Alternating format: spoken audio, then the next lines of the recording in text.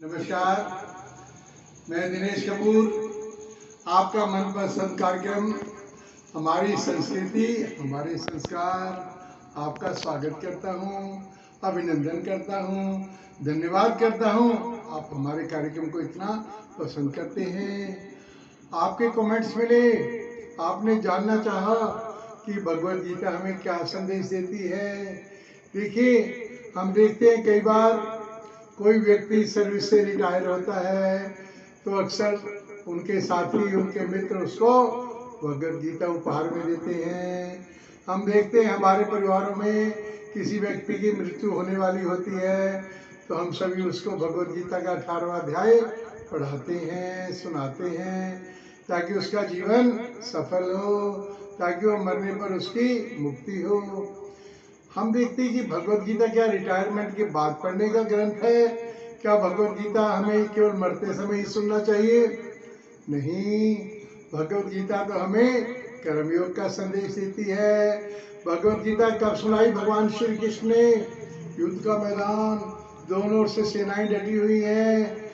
इस बारे में एक छोटा सा प्रसंग आता है हमारे बीच में। एक छोटा सा बालक, अपने माता पिता का इकलौता बेटा, 10 वर्ष की आयु, उसके मन में वैराग्य हुआ कि मैं प्रभु की भक्ति करूँगा। वो जंगल में गया, उसने साधना की, प्रभु की आराधना की। जब उसकी आयु लगभग 22 वर्ष हुई तो वो एक दिन सुबह सूर्य देवता को अर्घ्य दे रहा था। अचानक आसमान से एक पक्षी, उसने उसके अर्घ्य वाले हाथ में विष्ठा कर दी।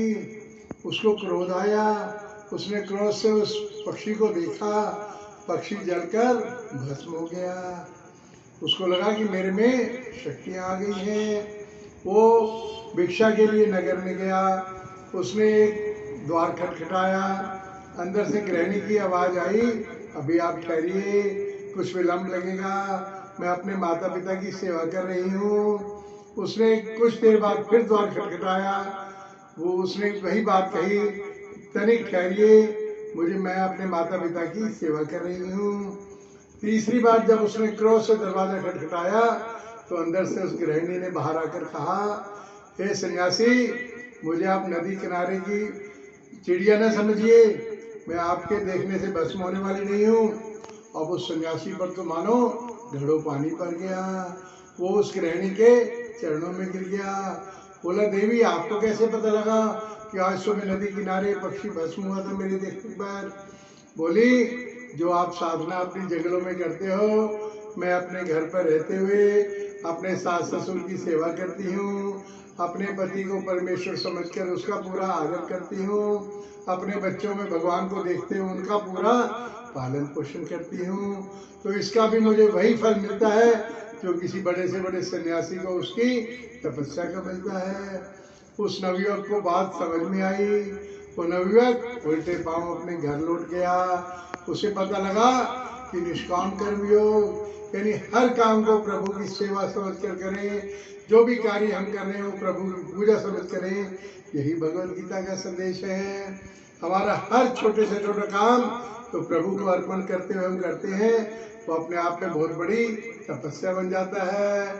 तो मित्रों, अगले कार्यक्रम में फिर मिलेंगे आपसे हम। जय श्री राम।